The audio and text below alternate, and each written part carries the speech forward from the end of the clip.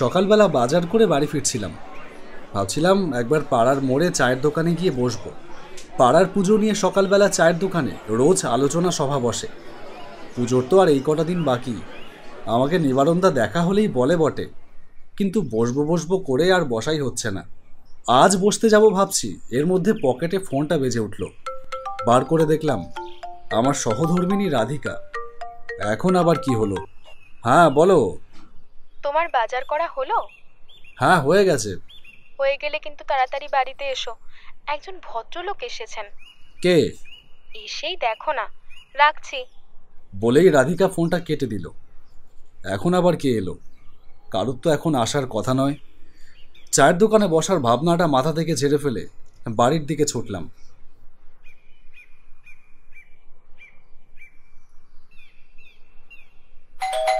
বাড়ির সদর দরজায় গিয়ে কলিং বেলটা বাজাতেই রাধিকা দরজা খুলল। কি ব্যাপার, কে এসেছে? আরে এসেই দেখো না। দাও, ব্যাগটা দাও। ড্রয়িং রুমে এসে দেখি আমার সেই কলেজের বন্ধু জগদীশ এসে হাজির। আরে জগা, তুই কবে এলি?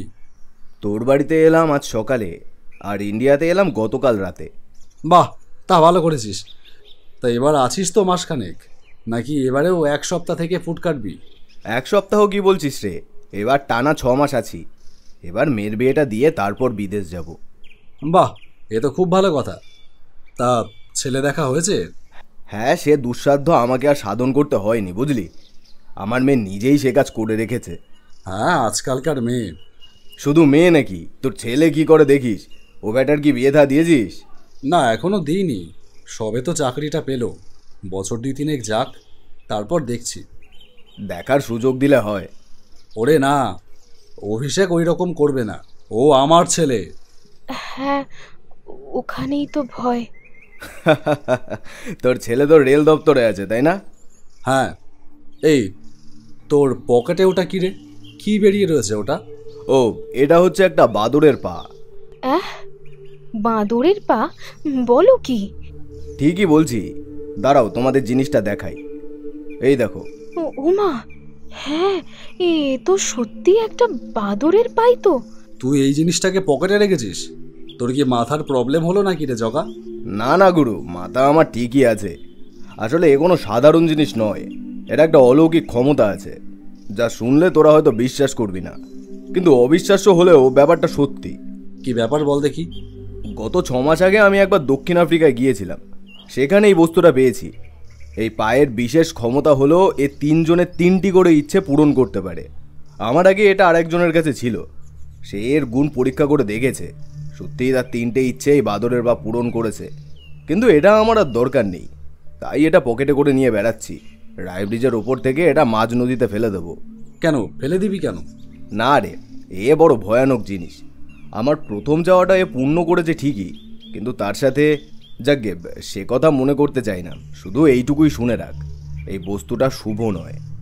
এর প্রভাব বড় অশুভ, তাই এটা বিসর্জন দিতে যাচ্ছি। থাক, তোকে আর কষ্ট করে ওটা বিসর্জন দিতে হবে না।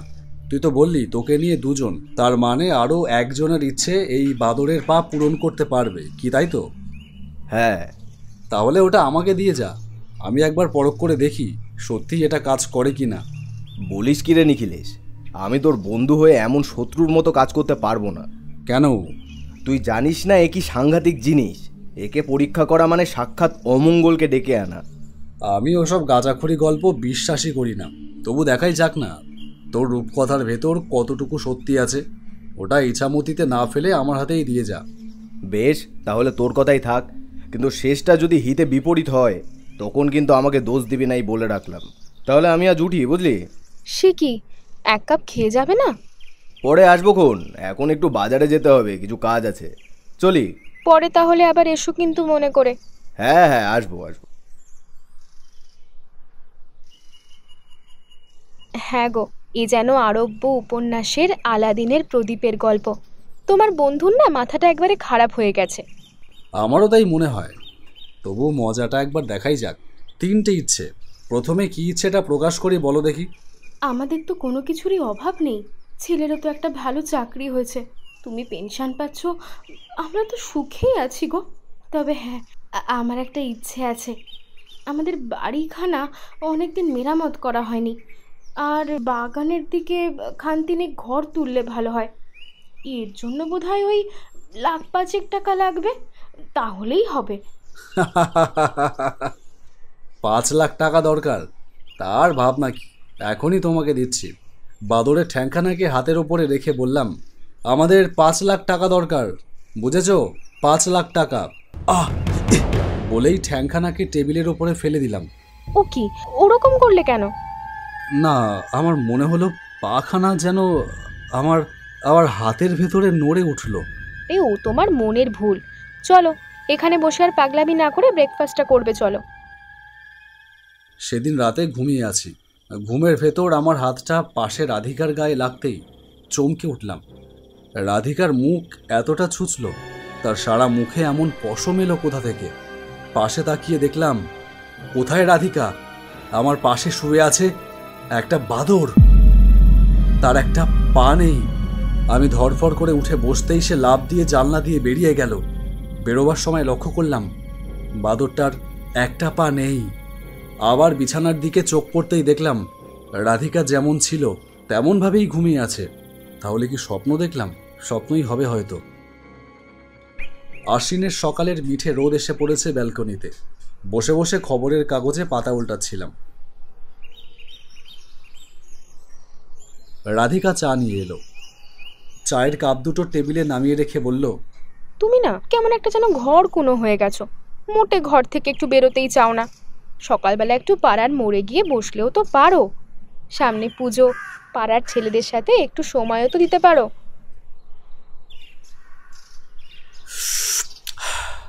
রাধিকা, কাল রাতে একটা অদ্ভুত স্বপ্ন দেখেছি জানো? কি স্বপ্ন?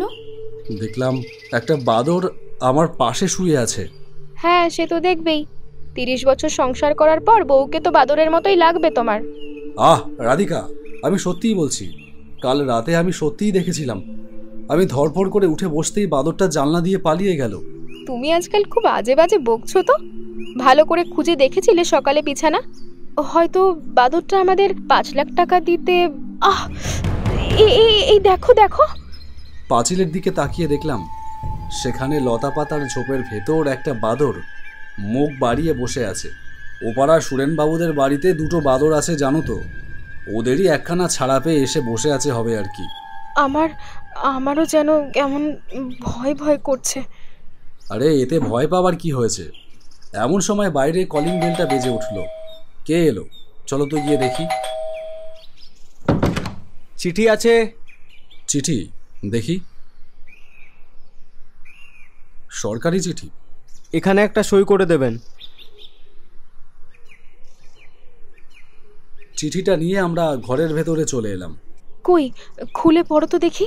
হ্যাঁ হ্যাঁ, খামে লেখা আছে রেল দপ্তরের চিঠি। দাঁড়াও আমি দেখছি। প্রিয় মহাশয়, আপনার পুত্র অনির্বাণ সেন কাশ্মীর বর্ডারে জঙ্গি হামলায় নিহত হয়েছে। ওনার বডি এখনও পাওয়া যায়নি।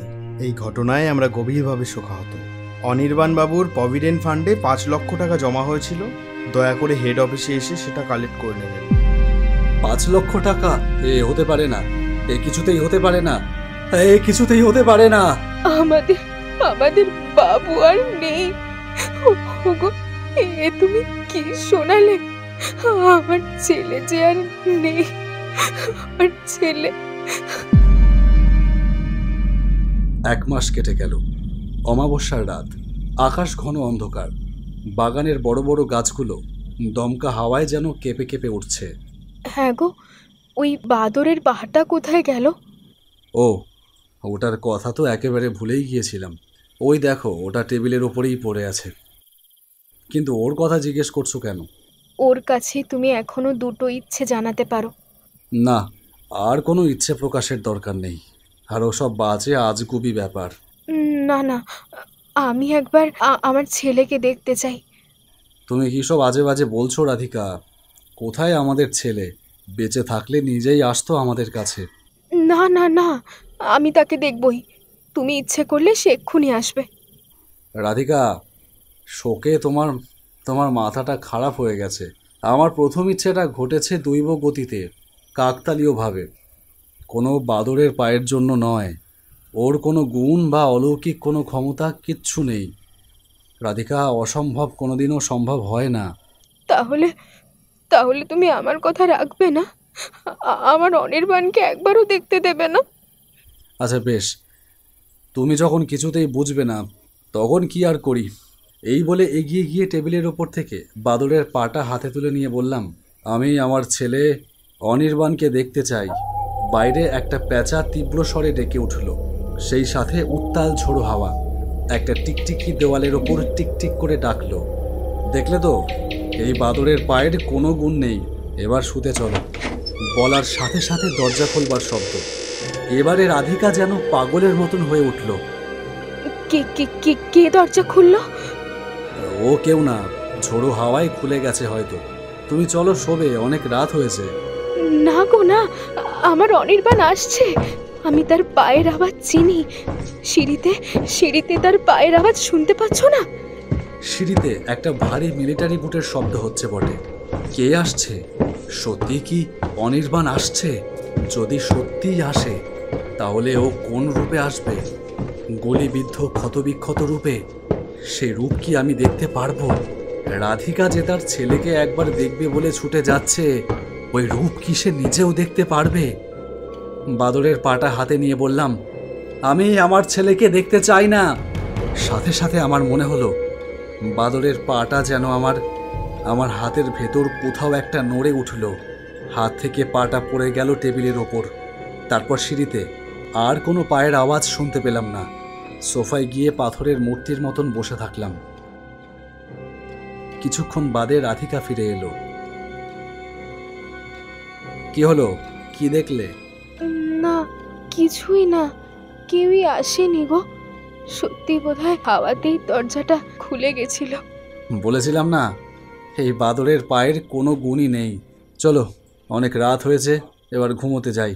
আর এই বাদরের পাটাকে কাল সকালেই রায় ব্রিজের ওপর থেকে মাঝ ইছামতিতে বিসর্জন দেব।